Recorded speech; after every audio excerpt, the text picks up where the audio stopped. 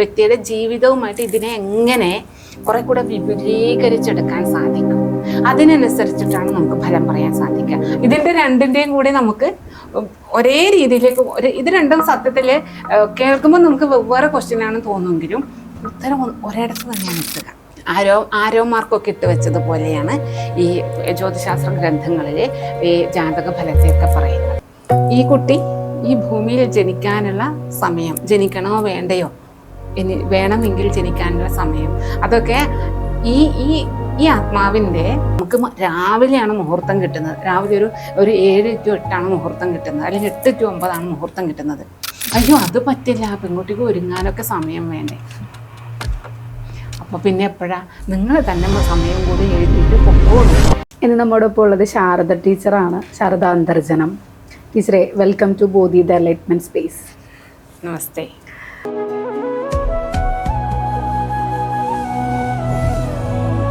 നമ്മുടെ ഇതൊരു പുതിയൊരു ചാനലാണ്.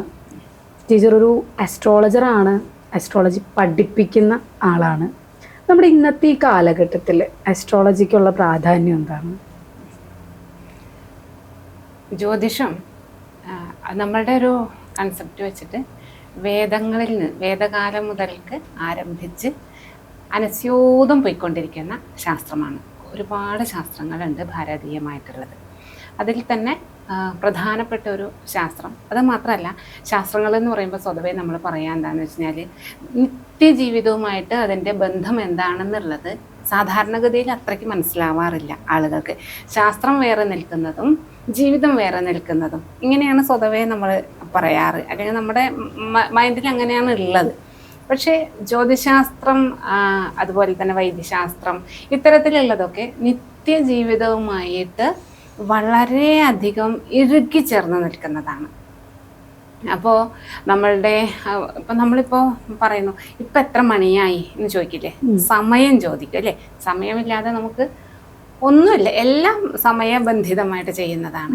അതേപോലെ ഇന്നെന്താ ആഴ്ച, ഇന്നത്തെ ദിവസം എന്താണ്, നമ്മളൊരു കാര്യം ചെയ്യാൻ വേണ്ടി പുറപ്പെടുമ്പോഴത്തേക്ക് ഇന്നെന്താ ആഴ്ച ആദ്യം ആലോചിക്കുന്നതാണ്. അപ്പോൾ ഇങ്ങനെ നമ്മൾ സമയം കണക്കാക്കുന്നത്, ദിവസം കണക്കാക്കുന്നത്, അതായത് തിങ്കളാഴ്ച ചൊവ്വാഴ്ച എന്നൊക്കെയുള്ള ദിവസങ്ങൾ കണക്കാക്കുന്നത് മുതൽക്ക് എല്ലാം അവിടെ നിന്ന് അങ്ങോട്ട് ദിവസം മണിക്കൂർ തുടങ്ങി അങ്ങോട്ട് എല്ലാ സംഗതികളും അതിലെല്ലാം ജ്യോതിശാസ്ത്രത്തിൻ്റെ സ്വാധീനം വരുന്നുണ്ട്. ഇപ്പം ഇന്നിപ്പോൾ നമ്മൾ ബുധനാഴ്ചയാണ് എന്ന് പറയുമ്പോൾ ഇന്ന് ബുധനാഴ്ച എന്താ, ഇന്ന് ബുധൻ്റെ ദിവസമാണ് എന്നാണ് അതിൻ്റെ അർത്ഥം. അപ്പോൾ അല്ലെങ്കിൽ വേറെ എന്തെങ്കിലും ഒരു പേരിട്ടതിനെ വിളിച്ചാൽ മതിയായിരുന്നു. എന്തുകൊണ്ട് ബുധനാഴ്ച എന്ന് തന്നെ പറഞ്ഞു, അല്ലെങ്കിൽ എന്തുകൊണ്ട് വ്യാഴാഴ്ച എന്ന് തന്നെ പറഞ്ഞു. ഇതെല്ലാം ഗ്രഹങ്ങളുമായിട്ട് ബന്ധപ്പെട്ടതാണ്. 7 ഗ്രഹങ്ങളുടെ പേരിലാണ് നമുക്ക് ആഴ്ചയുടെ 7 ദിവസങ്ങളുള്ളത്. അതേപോലെ തന്നെയാണ് മാസങ്ങളുടെയും. അപ്പോൾ പിൽക്കാലഘട്ടത്തിലാണ് ഈ ജനുവരി ഫെബ്രുവരി എന്ന് തുടങ്ങിയിട്ടുള്ള മാസങ്ങളുടെ പേരുകൾ വന്നിരിക്കുന്നത്. നമ്മളുടെ ഭാരതീയമായിട്ടുള്ളത് മേടം, എടവം, മിഥുനം ഇങ്ങനെയല്ലേ. അപ്പോൾ ഇതും രാശികളുടെ പേരിലാണ് അറിയപ്പെടുന്നത്. രാശികളുടെ പേരിലാണ് മാസങ്ങൾ പറഞ്ഞു വരുന്നത്. ഇപ്പോഴും അതെ, നമ്മളുടേതായിട്ടുള്ള പ്രധാനപ്പെട്ട കാര്യങ്ങൾ ചെയ്യുമ്പോൾ വിവാഹം, ഗൃഹപ്രവേശം അല്ലെങ്കിൽ ഗൃഹാരംഭം തുടങ്ങിയിട്ടുള്ള നമ്മുടെ ജീവിതത്തിൻ്റെ പ്രധാനപ്പെട്ട കാര്യങ്ങളെല്ലാം നമ്മൾ തീരുമാനിക്കുന്നത് ഈ മാസങ്ങളെയും ആഴ്ചകളെയും സമയത്തെയും ഒക്കെ ബേസ് ചെയ്തിട്ടാണ്. ഇതെല്ലാം നേരെ ഗ്രഹങ്ങളുമായിട്ട് ബന്ധപ്പെട്ടിട്ടുള്ളതാണ്. ഗ്രഹങ്ങളും നക്ഷത്രങ്ങളും ഒഴിവാക്കിയിട്ട്, അതല്ലെങ്കിൽ ഈ ജ്യോതിശാസ്ത്രം എന്ന് പറയുമ്പോൾ നമ്മൾ വിചാരിക്കുന്നത് എവിടെയോ ഉള്ള ഗ്രഹങ്ങൾ, എവിടെയോ ഭൂമിയിൽ നിന്ന് എത്രയോ പ്രകാശവർഷങ്ങൾ അകലെയുള്ള നക്ഷത്രങ്ങൾ, ഇങ്ങനെ ഇവരൊക്കെ വെച്ചിട്ടാണ് എന്നല്ലേ.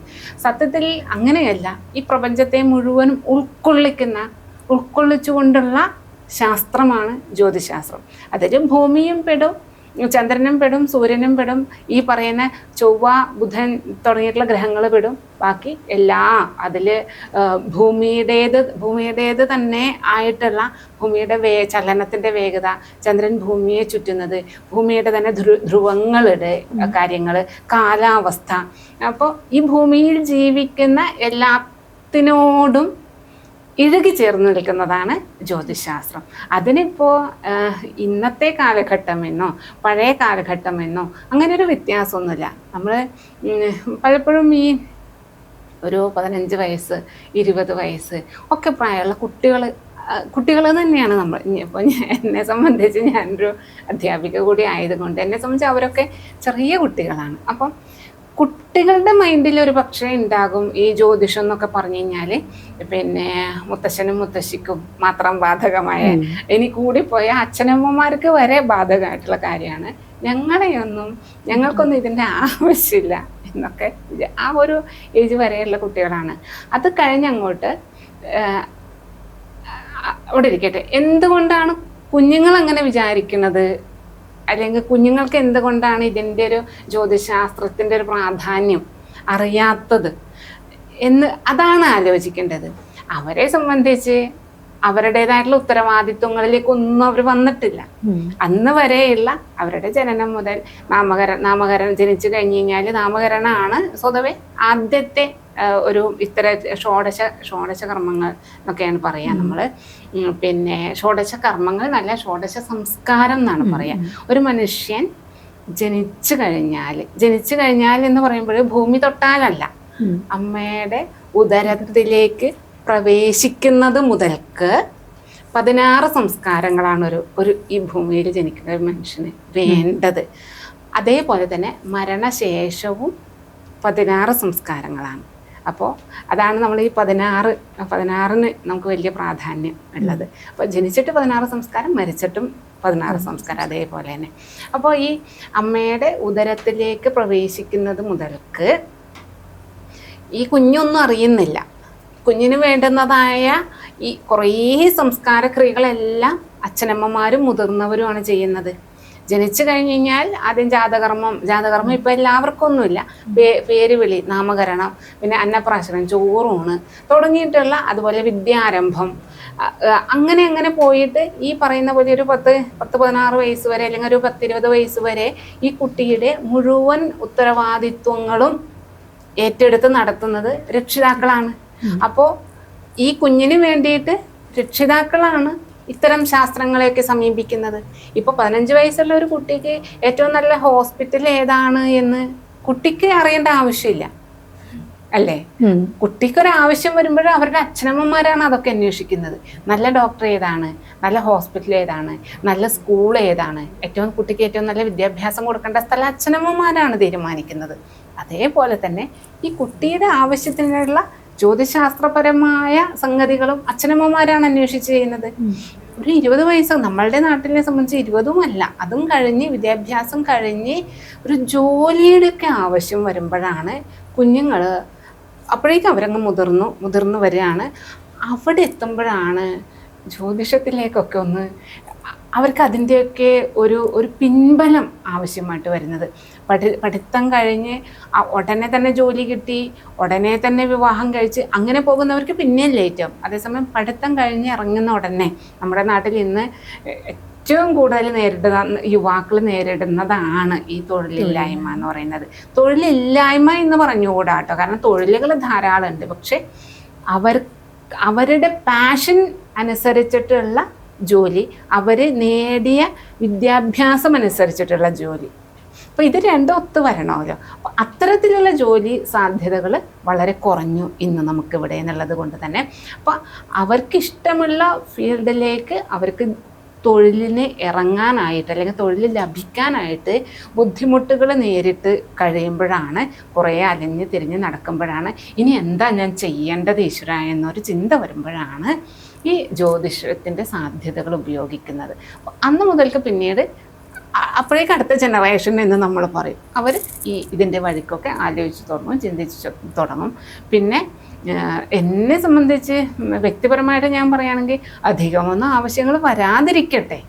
കാരണം മിക്കവാറും ബുദ്ധിമുട്ട് വരുമ്പോഴാണ് ജ്യോത്സ്യൻ്റെ അടുത്ത് എത്തുന്നത്.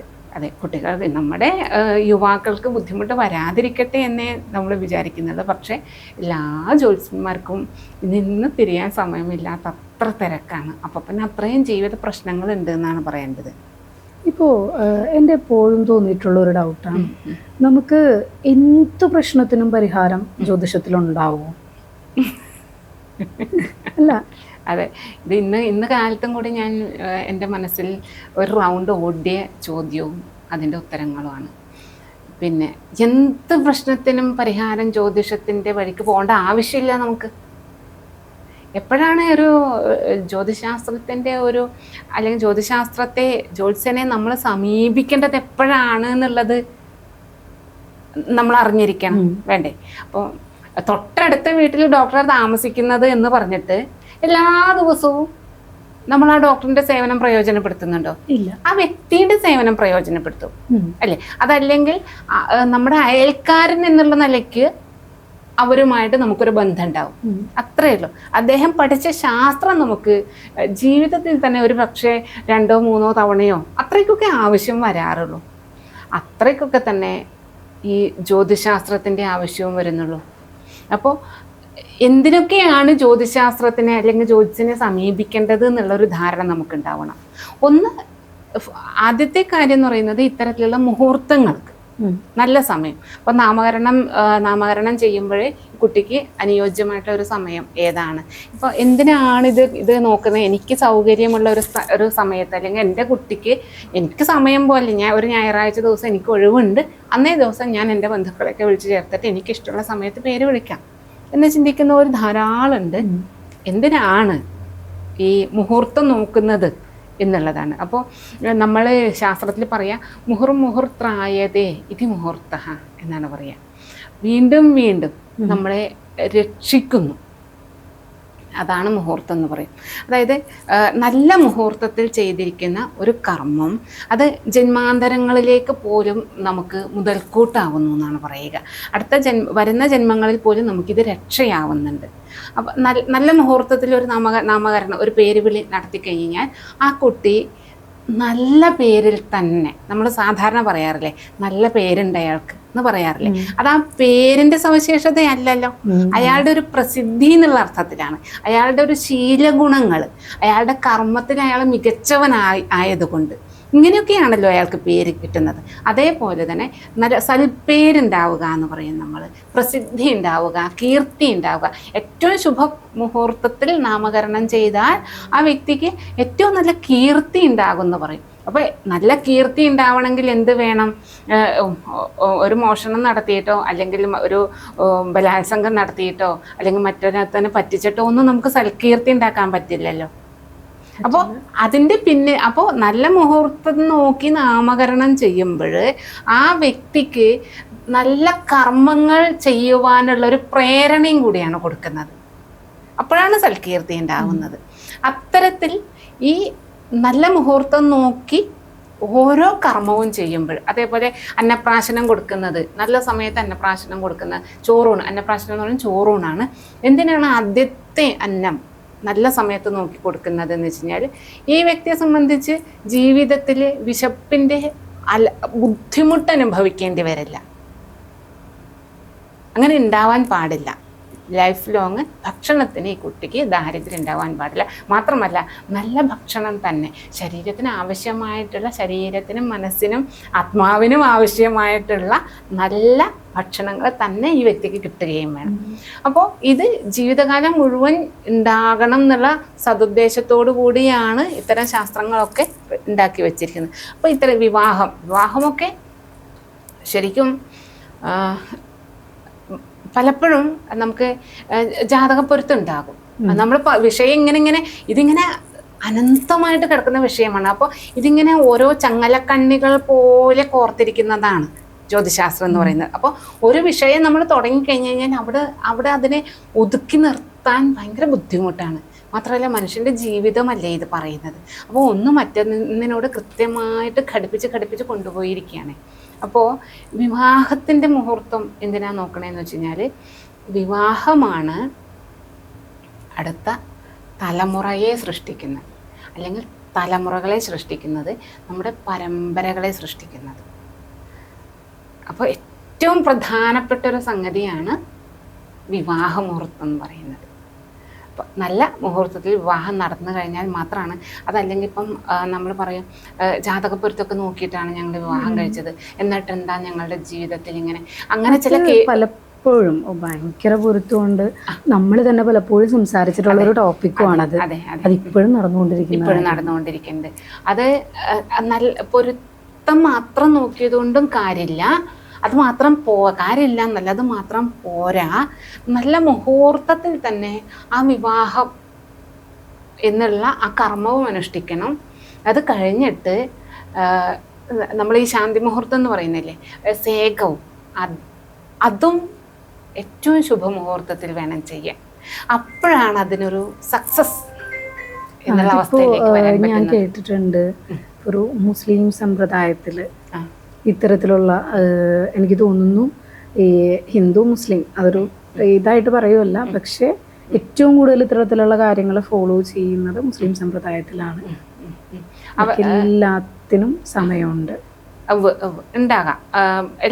എല്ലാ വിഭാഗങ്ങളിലും ഉണ്ട് കേട്ടോ. എല്ലാ മതവിഭാഗങ്ങളിലും ഇത്തരത്തിലുള്ള, ഇപ്പോൾ ഹൈന്ദവ, ശരിക്കും ഇത് ഹിന്ദുവിന്റെ ഒരു ശാസ്ത്രം ഒന്നല്ല ജ്യോതിഷം. അതുകൊണ്ടാണ് ഞാൻ അതെടുത്ത് പറഞ്ഞത്. അതെ, അത് ഭാരതീയമായിട്ടുള്ള ഒരു ശാസ്ത്രം എന്നുള്ള നിലയ്ക്ക് മാത്രമാണ്. ഭാരതത്തിലുള്ള എല്ലാവർക്കും ഉതകുന്ന തരത്തിലാണ് ഈ ശാസ്ത്രങ്ങളൊക്കെ പ്രവർത്തിക്കുന്നത്. അപ്പൊ എല്ലാ വിഭാഗങ്ങളിലുമുണ്ട്.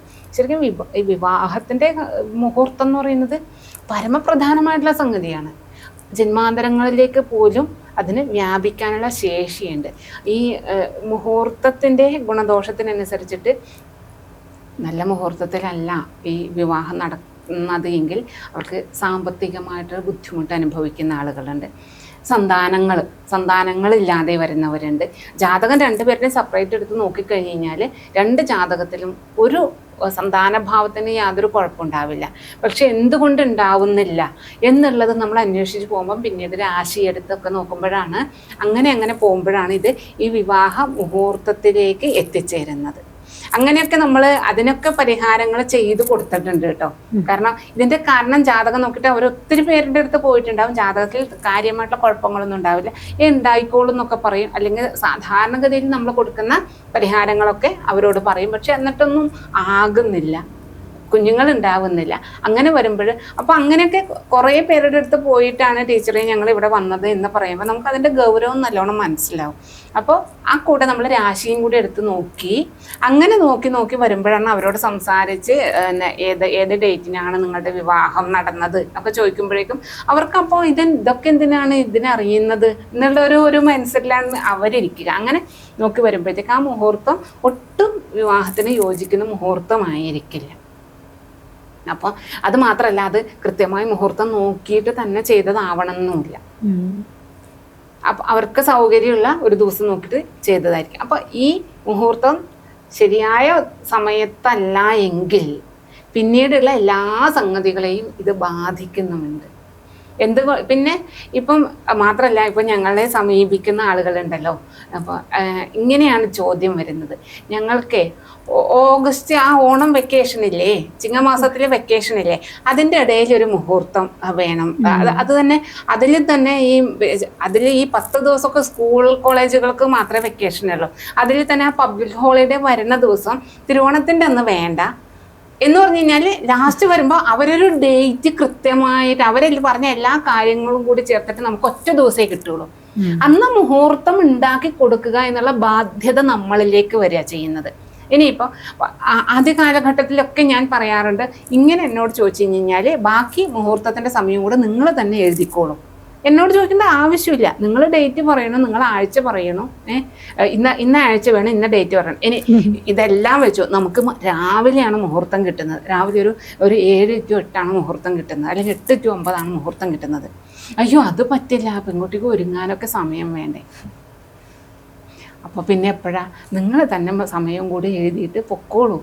എനിക്ക് എന്തിനാ വെറുതെ എനിക്ക് അതുപോലെ തന്നെയാണ് ഇപ്പോൾ ടീച്ചർ ഈ ഒരു കാര്യം പറഞ്ഞപ്പോഴാണ് ഡെലിവറിക്കും അതുപോലെ ഡെലിവറിയും അത് ശരിക്കും ജ്യോതിഷവശാ തെറ്റല്ലേ? അല്ല, കാരണം ഒരു കുട്ടി അമ്മയുടെ വയറ്റില് വരുമ്പോ തന്നെ അത് ജനിക്കേണ്ട സമയം തീരുമാനിച്ചിട്ടുണ്ടാവില്ലേ? അപ്പോ നല്ലൊരു സമയം ഇപ്പം ഈ ഡേറ്റിലാണ് ഡെലിവറി, പക്ഷെ അതിന്റെ തലേ ദിവസം നല്ലൊരു മുഹൂർത്തം ഉണ്ട്, അപ്പൊ ആ ടൈമിൽ നമുക്ക് സിസേറിയൻ ചെയ്യാം. അത് തെറ്റല്ലേ ജ്യോതിഷവശാല് തെറ്റല്ലാതെ? അതെങ്ങനെയാ തെറ്റല്ലാതെ വരുന്നത് എന്ന് വെച്ച് കഴിഞ്ഞാല്, ഈ കുട്ടി ഈ ഭൂമിയിൽ ജനിക്കാനുള്ള സമയം, ജനിക്കണോ വേണ്ടയോ, ഇനി വേണമെങ്കിൽ ജനിക്കാനുള്ള സമയം, അതൊക്കെ ഈ ആത്മാവിൻ്റെ പൂർവജന്മ കൃതമായിട്ടുള്ള കർമ്മഫലമായിട്ട് നിശ്ചയിച്ചിട്ടുണ്ട്. ആരെന്നായാലും ഒരു ദൈവമെന്നോ ഈശ്വരനോ എന്ത് പേരിട്ട് വിളിച്ചു കഴിഞ്ഞാലും ശരി, ആ ഒരു പ്രപഞ്ചത്തിൻ്റെ ഒരു എനർജി ഉണ്ട്, അത് നിശ്ചയിച്ച് വെച്ചിട്ടുണ്ട്. ഇനി പിന്നെ എത്രയോ കേസുകൾ ഇതേപോലെ നല്ല നല്ല മുഹൂർത്തം, നമ്മളോട് നല്ല ദിവസം നല്ല നക്ഷത്രം എന്നൊക്കെ പറഞ്ഞ് ചോദിച്ചു വന്നിട്ട് നമ്മൾ നല്ല നല്ല നക്ഷത്രം നല്ല സമയമൊക്കെ നോക്കി കുറിച്ച് കൊടുത്താൽ അപ്പോൾ ഡോക്ടർ തീരുമാനിച്ചതിൻ്റെ ഒരാഴ്ച മുന്നേ ആയിരിക്കാം ചിലപ്പോൾ നമ്മൾ കൊടുക്കുന്നത്. ഓക്കെയാണ്, അവർ പറയുന്നത് സിസേറിയൻ നമുക്ക് പ്രൈവറ്റ് ഹോസ്പിറ്റലൊക്കെ നമുക്ക് അങ്ങനെയുള്ള നമുക്കിപ്പോൾ അതിനൊക്കെയുള്ള ഫെസിലിറ്റീസ് ഉണ്ട്. അപ്പോൾ അങ്ങനെ ഒക്കെ തീരുമാനിച്ചു വെച്ചു. അപ്പോൾ ഡോക്ടർ വരാൻ നേരത്തേക്ക് വീട്ടിൽ നിന്ന് പുറപ്പെട്ട് വരാൻ നേരത്തേക്ക് വഴിയിലൊരു ആക്സിഡൻറ്റ് ഉണ്ടായി. ടൈമിൽ ഡോക്ടർക്ക് എത്താൻ പറ്റിയില്ല. വേറൊരു ഡോക്ടർ സഡനായിട്ട് ഇത് ഏറ്റെടുക്കൊന്നുമില്ല, കാരണം എമർജൻസി അല്ല ഇത്, അല്ലേ? ഉടൻ ചെയ്തേ പറ്റുള്ളൂ, ഉടനെ ട്രീറ്റ്മെൻറ്റ് കൊടുത്തേ പറ്റൂ എന്നുള്ള കേസിൽ മാത്രമേ മറ്റൊരു ഡോക്ടർ ഇത് ഏറ്റെടുക്കാൻ തയ്യാറാവുള്ളൂ. ഇതിപ്പോൾ അതുമല്ല, ഇത് പെയിൻ വന്നതോ അല്ലെങ്കിൽ ഒരു എന്തെങ്കിലും ഒരു അപകടാസന്ധിയിലേക്ക് പോയതൊന്നും അല്ലല്ലോ. നോർമലായിട്ട് ആ കുട്ടി അവിടെ വെയിറ്റ് ചെയ്യുന്നുണ്ട്. അപ്പോൾ പിന്നെ അത്ര പെട്ടെന്ന് ഡോക്ടർ ഏതെങ്കിലും വിധത്തിൽ അല്ലെങ്കിൽ മറ്റൊരാളെ പകരത്തിന് ആക്കിയിട്ടൊന്നും ചെയ്യേണ്ട ആവശ്യമില്ല, അല്ലേ? ഇനി എല്ലാം റെഡിയായി, എല്ലാം എന്താ പറയുക, തിയേറ്റർ എല്ലാം റെഡിയാക്കി വെച്ചു. കുട്ടിക്ക് പെട്ടെന്ന് ടെൻഷൻ കയറി, BP അങ്ങ് ഹൈ ആയി. അവർ മരുന്ന് കൊടുത്ത് വെയിറ്റ് ചെയ്യും BP ലോ ആവാനായിട്ട്. അപ്പോൾ ഏത് സമയത്താണോ ഈ കുട്ടി ജനിക്കേണ്ടത് ആ സമയത്തെ സിസേറിയൻ ആയാലും നോർമൽ ഡെലിവറി ആയാലും നടക്കുള്ളൂ. നമ്മളിനി എന്തൊക്കെ സാഹസങ്ങൾ കാണിച്ചിട്ടും കാര്യമില്ല, ആ സമയം വന്നാൽ മാത്രമേ ആ ജനനം നടക്കൂ. ഇതേപോലെ തന്നെ ഇപ്പം ഒരു നെക്സ്റ്റ് വീക്കിൽ സർജറി വെച്ചിട്ട് അതിന് മുന്നേ തന്നെ ഒരാഴ്ച മുന്നേ തന്നെ ഈ കുട്ടിക്ക് പെയിൻ വന്നു, ഹോസ്പിറ്റലിൽ പോയി നോർമൽ ഡെലിവറി ആയ ഇഷ്ടം പോലെ കേസുകളുണ്ട്. അങ്ങനെ സംഭവിക്കുന്നുണ്ട്. അപ്പം എന്നെ ലേബർ റൂമിൽ കയറ്റി കഴിഞ്ഞപ്പോൾ ഡോക്ടർ ഊണ് കഴിക്കാനായിട്ട് അതുവരെ ഒന്നും ആയില്ല. ഡോക്ടർ പറഞ്ഞു ഞാൻ പോയിട്ട് ഊണൊക്കെ കഴിഞ്ഞിട്ട് കുറച്ച് ഒന്ന് റെസ്റ്റ് ചെയ്തിട്ട് 5 മണിയായിട്ട് വരാം കേട്ടോ, എന്നിട്ട് നമുക്ക് സിസേറിയൻ ചെയ്യാമെന്ന് എൻ്റെ ഹസ്ബൻഡിനോട് പറഞ്ഞിട്ട് ഡോക്ടർ ഊണ് കഴിക്കാൻ വേണ്ടി വണ്ടി എടുത്ത് പോയി തൊട്ടടുത്ത ജംഗ്ഷനിൽ എത്തിയപ്പോഴത്തേക്കും സിസ്റ്റർ ഇവിടുന്ന് വിളിച്ച് പറഞ്ഞു ഡെലിവറി കഴിഞ്ഞു ഡോക്ടറിന്. അപ്പോൾ ഈ ഡെലിവറിയുടെ സംഭവമൊക്കെ എന്ന് പറഞ്ഞു കഴിഞ്ഞാൽ അത്രയ്ക്ക് ആകസ്മികമായിട്ടാണ് സംഭവിക്കുക. അപ്പോൾ ആ കുഞ്ഞിന് വരാനുള്ള സമയമായാൽ കൃത്യമായിട്ട് ആ കുട്ടി വന്നിരിക്കും, അതായാലേ വരികയുമുള്ളൂ. അപ്പോൾ എത്ര വേണമെങ്കിലും നിങ്ങൾ നല്ല സമയമൊക്കെ നോക്കിക്കോളൂ, ഒരു തെറ്റൂല. ചിലപ്പോൾ അത് കൃത്യമായിട്ട് നിങ്ങൾ നോക്കിയെടുത്ത സമയത്ത് തന്നെ ജനിച്ചു എന്നൊക്കെ വരും കേട്ടോ. അങ്ങനെ ധാരാളം ഉണ്ട്, അല്ലെങ്കിൽ ഭൂരിപക്ഷം അങ്ങനെ തന്നെ സംഭവിക്കും. അത് ആ സമയത്തിന് മാത്രമേ സംഭവിക്കുള്ളൂ. നമുക്കതിൽ മാറ്റങ്ങളൊന്നും വരുത്താൻ പറ്റില്ല.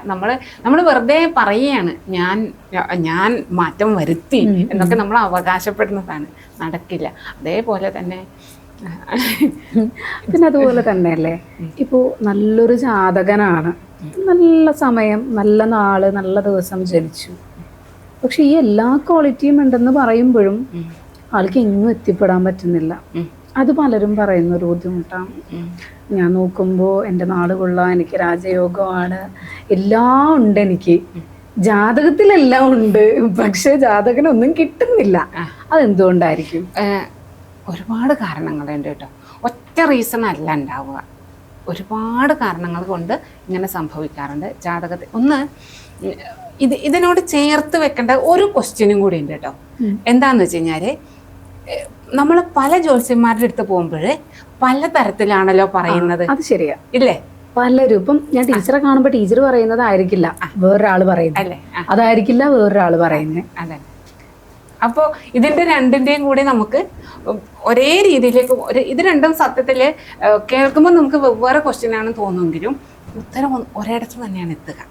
എന്താന്ന് വെച്ച് കഴിഞ്ഞാൽ, ഒന്ന് ഈ ശാസ്ത്രത്തിലെ സൂത്രങ്ങളാണ് പറഞ്ഞിരിക്കുന്നത്, ശ്ലോക രൂപത്തിൽ പറഞ്ഞിരിക്കുന്നത് സൂത്രങ്ങളാക്കിയിട്ടാണ്. സൂത്രം എന്ന് പറഞ്ഞു കഴിഞ്ഞാൽ നമ്മൾ മലയാളത്തിൽ പറയുന്ന സൂത്രം എന്ന അർത്ഥത്തിലല്ല കേട്ടോ, അതിനെ ഏറ്റവും ചുരുക്കി വെച്ചിരിക്കുകയാണ്. അതായത് ഒരു സിമ്പിൾ പോലെയാണ്, ആരോ മാർക്കൊക്കെ ഇട്ട് വെച്ചതുപോലെയാണ് ഈ ജ്യോതിശാസ്ത്ര ഗ്രന്ഥങ്ങളിൽ ഈ ജാതക ഫലത്തെയൊക്കെ പറയുന്നത്.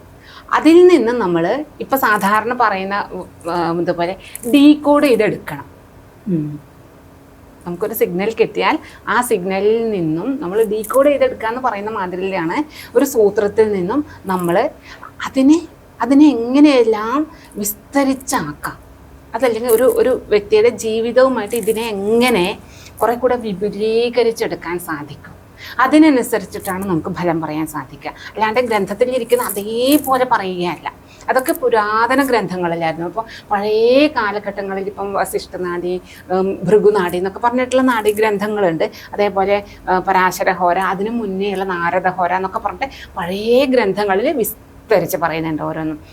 പക്ഷേ അത്രയ്ക്ക് വിസ്തരിച്ച് പറയുമ്പോഴത്തേക്ക് എന്താണെന്ന് വെച്ച് കഴിഞ്ഞാൽ ഒരു മനുഷ്യന് ഒരായുസ് കൊണ്ട് ഇത് മുഴുവൻ പഠിച്ച് തീർന്നിട്ട് ഇത് സമൂഹത്തിലേക്ക് പ്രയോജനപ്പെടുത്താനുള്ള സമയം ഉണ്ടാവില്ല. അതുകൊണ്ടാണ് പിന്നീട് വന്ന ആചാര്യന്മാർ അതിനെയൊക്കെ ചുരുക്കി, അതായത് ഒരു 10,000 ശ്ലോകങ്ങൾ മുന്നേ ഉള്ള ആചാര്യന്മാർ പറഞ്ഞിട്ടുണ്ടെങ്കിൽ, പഴയ ആചാര്യന്മാർ പറഞ്ഞിട്ടുണ്ടെങ്കിൽ പിന്നീട് വന്നവരൊക്കെ അതിനെ ഒരു 300-400 ശ്ലോകങ്ങളിലേക്കായിട്ട് ഒതുക്കിയിട്ടുണ്ട്.